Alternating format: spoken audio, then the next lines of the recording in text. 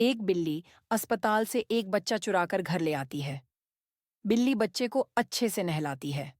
उसके बाद बिल्ली चाकू के धार लगाती है और अपने दोस्त मुर्गे को फोन करके अपने घर बुला लेती है। मुर्गा बिल्ली के कहने पर अपने साथ बियर की बोतल भी ले आता है।